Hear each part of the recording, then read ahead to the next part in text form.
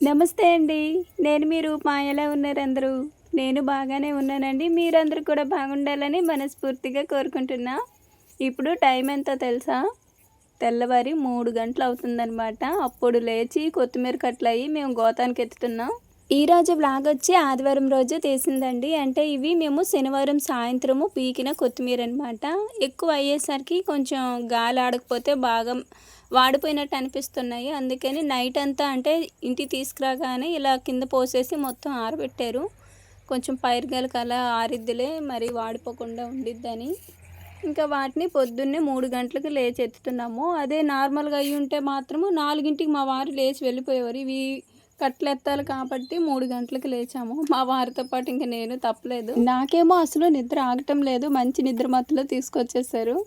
ఇంక ఇవన్నీ వేసేసరికి మాకు దగ్గర చాలా టైం పట్టిందండి. అన్నీ వేసుకుని నడుము నొప్పి. ఇంకా మా వారు ఒక్కరు ఎక్కడ వేస్తారని చెప్పి నేను కూడా మధ్యలో వెళ్ళి అందిస్తూ ఉండేదాన్ని. స్టార్టింగ్లోనే ఇవే కొత్తిమీర కట్టలు మామూలుగా 3 కట్టలు అవ్వాల్సినవి 2 కట్టల కింద కట్టేవారనమాట. అంత పెద్ద కట్టలు తెలియక.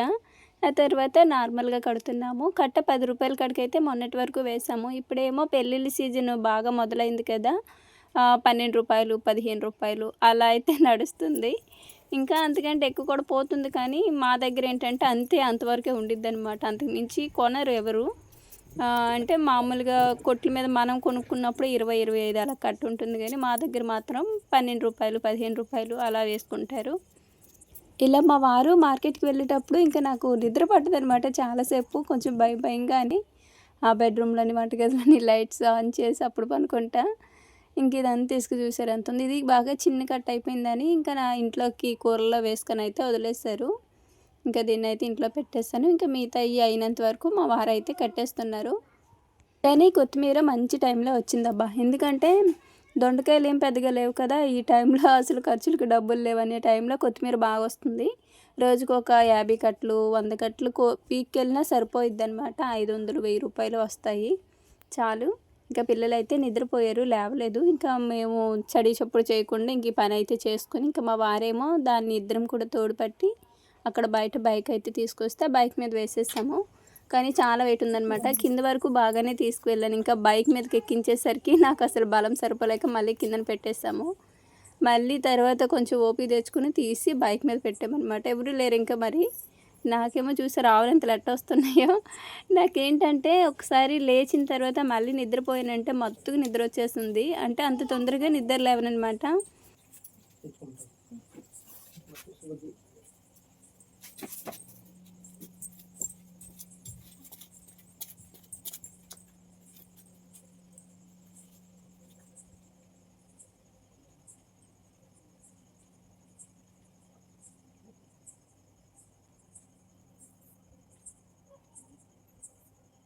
ఫోన్ కూడా ఆ రోజు వీడియో అప్లోడ్లో పెట్టానమాట. ఇంకా మా వారు ఎలాగో మార్కెట్కి వెళ్తున్నారు కదని చెప్పి ఫోన్ కూడా ఇచ్చేసాను. అందుకని ఇంకా మార్నింగ్ లేచాక వీడియోస్ ఏమీ తీయలేదు. మళ్ళీ మా వారు మార్కెట్ నుంచి వచ్చాక తీసిన వీడియోస్ అనమాట ఇవి. అంటే నాకు వైఫై ఇంట్లో మాకు లేదు కదా. అది ఇంకా పెట్టిమంటేనేమో అది ఇది అనేవేవో రీజన్స్ వస్తున్నాయి. అందుకని ఇలా మార్కెట్కి వెళ్ళినప్పుడు లేదంటే వీడియో అప్లోడ్ చేసినప్పుడు బయటికి వెళ్ళి పెట్టుకోవాల్సి వస్తుంది. అంటే వీడియో అప్లోడ్ చేయాల్సి వస్తుంది అనమాట. నెక్స్ట్ ఇక్కడ రాగిజావ అయితే కాస్తున్నాను. మా వారేమో రాగిజావ కాయి తాగేసి నీలపాతికి అయితే వెళ్తానంటే ఇంకా సరే అని చెప్పి జావ కాస్తాను. మార్కెట్ నుంచి వస్తూ చేపలు తీసుకొచ్చారండి. సండే కదా. చేతిపక్కలు అంటారు కదా, చిన్న చేపలు. అవి నేను 2 డేస్ బ్యాక్ తినాలనిపిస్తుంది. చాలా రోజులైంది తీసుకురా బావ అంటేను. ఇంక ఈరోజు తీసుకొచ్చారు. వాటితో పాటు ఇంక ఈ బెల్లం ఇవన్నీ తీసుకొస్తాను. జావ కాస్తున్నా. ఇంట్లో బెల్లం లేదని 2 డేస్ నుంచి జావ కాయట్లేదు. బెల్లం వేయకపోతే వీళ్ళు అస్సలు తాగరనమాట. ఇంక ఇదిగో మా నాన్నమ్మ అయితే చేయడం స్టార్ట్ చేసింది. ఇవి నేను ఎప్పుడు చేయలేదు. ఇవైతే ఎప్పుడు నాన్నమ్మే చేసిద్ది. నార్మల్గా సట్లో వేసి తిప్పుతారు. కానీ బకెట్లు ఇట్లా వేస్తే తొందరగా అయ్యిద్దంట నాన్నమ్మ అంటుంది.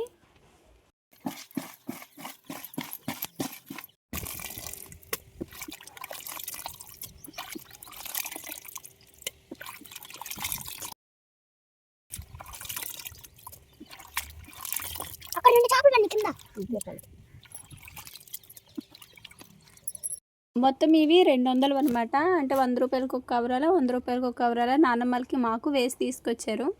నాన్నమేమో మొత్తం కలిపి ఇక్కడే ఉండేసిలే కూర తీసుకెళ్తానంటే మొత్తం కలిపి అయితే చేస్తున్నాము. నాన్నమ్మ మొత్తం కూడా ఇట్లా తిరగదిప్పిన తర్వాత వాటి తలకాయలు, తోక ఇవన్నీ తీయాలంట. ఇంకా నేను కూర్చొని నాన్నమ్మ నేను ఇద్దరం అయితే చేసాము. చిన్నప్పుడు ఎవరైనా చేపలు చేస్తే నేను చాలా ఇంట్రెస్ట్గా చూసేదాన్ని అనమాట. ఇప్పుడు మా రేణు కూడా అంతే. మా సాత్వికకి అవేమీ లేవు. అంటే చూసినంతసేపు చూసి విసుగొచ్చి వెళ్ళి టీవీ చూసుకుంది. కాకపోతే నాకు చిన్నప్పటి నుంచి చేపలు చేయడం అయితే అస్సలు అలవాటు అవ్వలేదండి. నేనే అనుకుంటూ నా తలలో దూరొచ్చారు మా వారు. ఇద్దరికీ చేత కాదనమాట. ఏదైనా చేపలంటే బయట చేపించుకు రావడమే తప్ప ఇంట్లో అసలు చేసేది లేదు. ఇంకా నాన్నమ్మ అంటే ఇప్పుడు నాన్నమ్మైనా చేయలేదులే, ఒకప్పుడు అంటే చేసేది. అందుకని ఎప్పుడైనా చేపలు తెస్తే బయటే చేస్తాము. ఈ చిన్నవి చేతి పక్కలు ఏంటంటే మేమే చేసుకోవాలి, అక్కడ చేసి ఇరనమాట. అందుకని కానీ చేసినంతసేపు ఎందుకు అడిగానా అనిపించిందండి. అంత టైం పట్టింది. మాకు విసుగొచ్చి ఇంకా మా వారిని కూడా పిలిచాను. అప్పుడు ముగ్గురం కలిసి చేస్తే కానీ అవ్వలేదు. అది ఈ గ్యాప్లో చికెన్ తెచ్చుకొని ఉంటే మాత్రము ఇప్పటికి వండుకోవడం తినటం కూడా అయిపోయేది. కాకపోతే ఈ చేతి పక్కలు అనేవి చాలా బలము. మెయిన్ వచ్చి ఈ బాలింతలు కడుపుతో ఉన్న వాళ్ళు ఉంటారు కదండి, వాళ్ళకనమాట. నార్మల్గా వాళ్ళు ఈ చికెన్ అవి ఏం తిన్నా అరగవని తినరు, కానీ ఇవి మాత్రం తినొచ్చు. నేను కూడా ఆఫ్టర్ డెలివరీ తర్వాత అంటే అక్కడ అమ్మ వాళ్ళ ఇంటికడైతే దొరకవు. ఇక్కడికి వచ్చిన తర్వాత మాత్రం బాగా తిన్నానండి. ఏం చేస్తున్నారు బుజ్జులు? నూడిల్సా? అవి నూడిల్సా?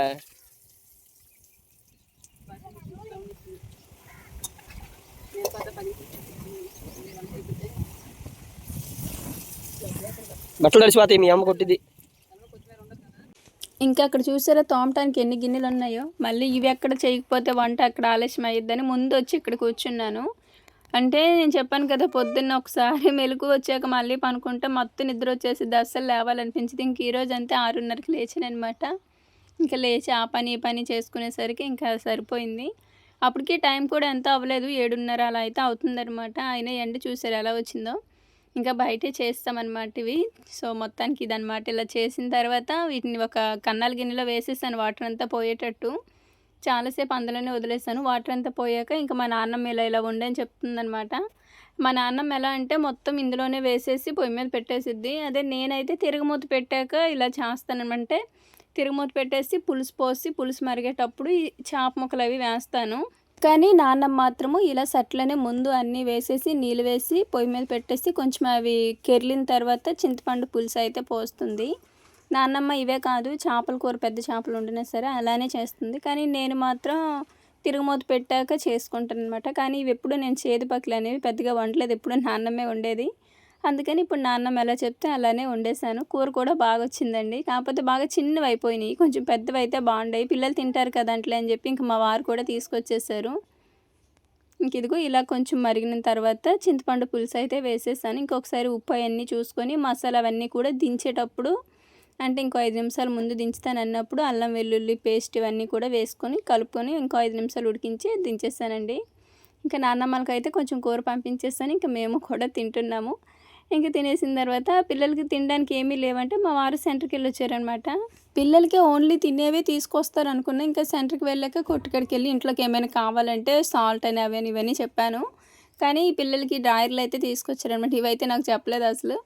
బాగున్నాయి, 100 రూపాయలేనంట అవి, 10 వచ్చినాయి. ఇప్పుడు మా పిల్లలకి ఆల్రెడీ మొన్నే తీసుకున్నానమాట, కానీ ఇప్పుడు మళ్ళీ తీసుకొచ్చేసారు. నెక్స్ట్ పుచ్చకాయ పిల్లలకి చాలా ఇష్టం, బాగా అడుగుతున్నారని చెప్పి పుచ్చకాయ ఒకటి అయితే తీసుకొచ్చారు. మా వారు ఎప్పుడైనా షాప్కి వెళ్ళేటప్పుడు ఫోన్ చేసి ఇంట్లోకి ఏం అవసరం అయితే చెప్పు తీసుకొస్తాను అంటారు. సరే అడిగారు కదా అని ఒక్కొక్కటి చెప్తానేమో, పొరపాటున నిన్ను అడిగాను తల్లి ఇన్ని చెప్తావు అనుకోలేదు అంటారనమాట. అందుకని నేను కొన్ని బాగా అవసరమైనవి ఈరోజు చిన్నులపాయలు, సాల్ట్ ప్యాకెట్, పంచదార వీటి వరకే చెప్పాను. ఇంకా తిరగమోద్దు దినుసులు అనమాట. ఇంకా మిగతా అన్నీ తనే తీసుకొచ్చారు. అంతే, కొన్ని అప్పటికప్పుడు ఫోన్లో మాట్లాడుతుంటే గుర్తొచ్చేస్తాయి కదా, టకా టకా చెప్పేస్తాను. మా వారేమో తర్వాత నన్నే తిడతారు, మళ్ళీ ఎందుకు అడుగుతారో తెలీదు.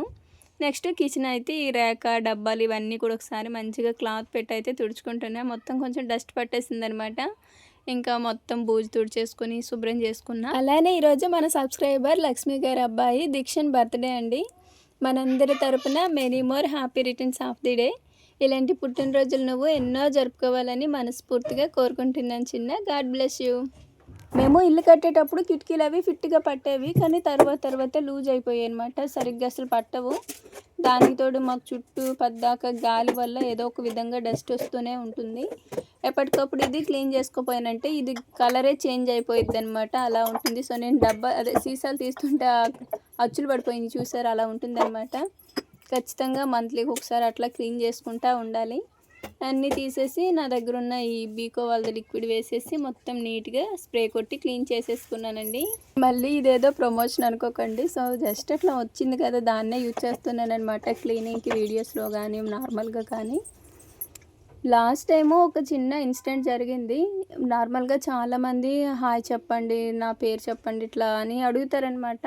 నాకు ముందు చెప్దాం అనుకుంటా, బట్ వీడియో చేసే టైంకి గుర్తుండదు అనమాట. మెయిన్ రీజను ఎందుకంటే నేను నైట్ టైం ఒక్కోసారి హడావిడిగా నైట్ టైం వాయిస్ ఓవర్ ఇచ్చేటప్పుడు ఇవన్నీ గుర్తురావు. కానీ దీని మీద నాకు ఒక చేదు అనుభవం అయితే జరిగింది. అది నేను వీడియోస్లో ఎప్పుడో చెప్దాం అనుకుంటానే ఎందుకులే అనుకొని అంటే వదిలేస్తానమాట.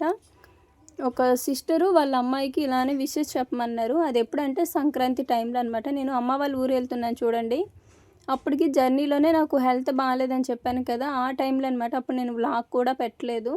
ఆ టైంలో నాకు ఫుల్ ఫీవరు, జలుబు, గొంతు పట్టేసి హెల్త్ అస్సలు బాగాలేదు. జర్నీలో కూడా అసలు హెల్త్ బాగాలేక వెళ్ళినంపటిన అక్కడ నేరుగా సాలూరులో దిగ్గానే హాస్పిటల్కి వెళ్ళానని చెప్పాను కదండి.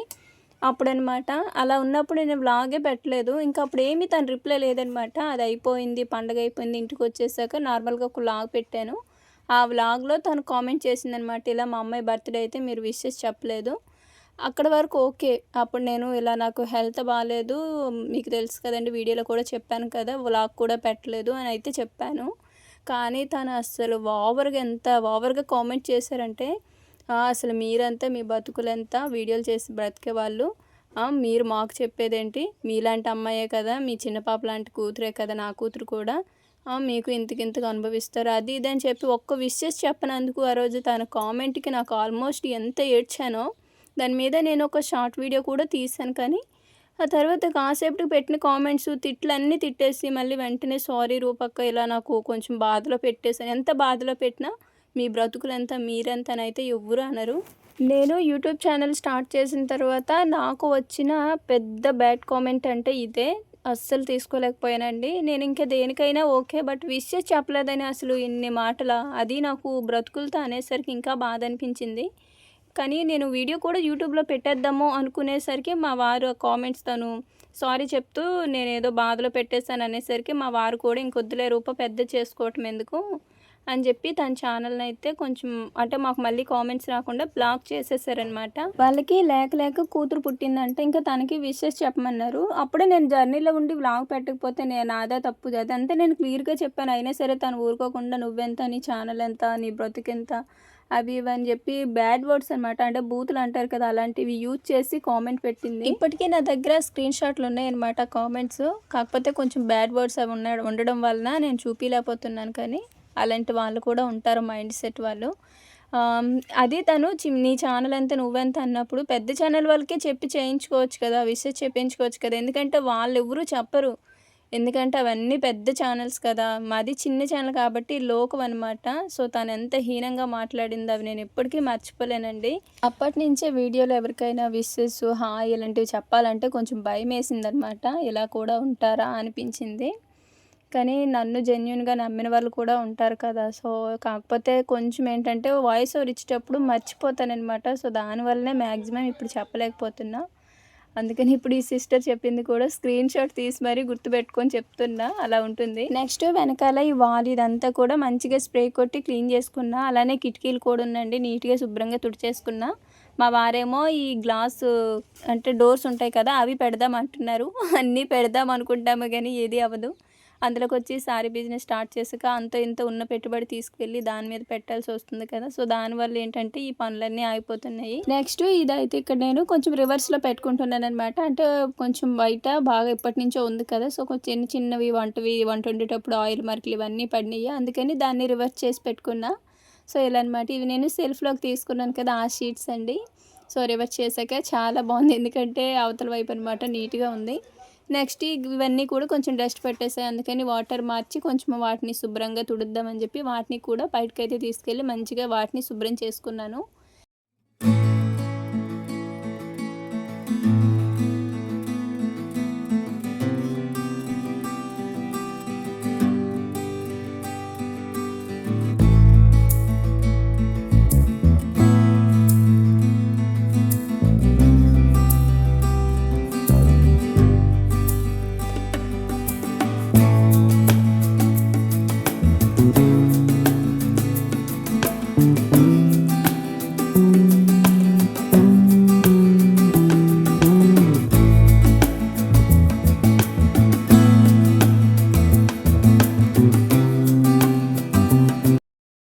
ఒకే క్లాత్తో అన్నీ తుడిచేస్తున్నాను అనుకోకండి, 2 క్లాతులు పెట్టుకున్నానమాట. ఒకటేమో నార్మల్గా డస్ట్ అదంతా క్లీన్ చేయడానికి, ఇంకోటేమో ఇంకా మంచి తుడుచుకోవటానికి అలా అనమాట. సో ఇలా మొత్తం శుభ్రం చేసుకొని మళ్ళీ యథావిధిగా పెట్టేస్తాను. దీని వెనకాల ఇది కార్డు మీద ఆయిల్ పడుతుందని అడిగారు కదండి, పడుతుంది, ఆయిల్ పడుతుంది, కానీ కొంచెం మనకి రెడ్ కలర్లో ఉండడం వల్ల అది అంతగా కనిపించదనమాట. నెక్స్ట్ ఈ గాజు సీసాలో వాటర్ అంతా కింద పోసేసి మంచిగా సబ్బు పెట్టి రుద్ది మళ్ళీ ఫ్రెష్గా వాటర్ అయితే పట్టుకున్నానండి. అలానే ఈ మనీ ప్లాంట్లో కొన్ని మంచిగా ఉన్నాయి ఉంచాను, కొన్ని వాడిపోయినవి కలర్ చేంజ్ అయినవి అయితే తీసేసి మళ్ళీ ఫ్రెష్గా వేరే తుంచి మళ్ళీ నాటానమాట. కానీ ఏదైతేనేమి సండే మాత్రమో మంచిగా గడిచిందండి. మొత్తానికి నీట్గా కిచెన్ అంతా కూడా క్లీన్ చేసుకున్నాను, అదొకటి బాగా నచ్చింది. అండ్ ఇవి గాజు సీసాలు కూడా క్లీన్ చేద్దాం అనుకుంటేనే ఇవి కూడా ఒక పక్కన పెట్టేసాను అనమాట. ఇవి కూడా క్లీన్ చేసుకున్నాను. ఈ ఎండాకాలంలో ఎప్పటికప్పుడు వీటిని చెక్ చేసుకొని వాటర్ పోసుకుంటూ ఉండాలి, ఎందుకంటే ఎండలు బయట బాగా ఉంటాయి కదా, వాటర్ ఊరికనే తగ్గిపోతాయి అనమాట. ఎప్పటికప్పుడు పోస్తేనే మళ్ళీ వేర్లకి కూడా వాటర్ అంది కొంచెం మంచి గ్రోత్ ఉండిద్ది, లేదంటే వాడిపోతాయి.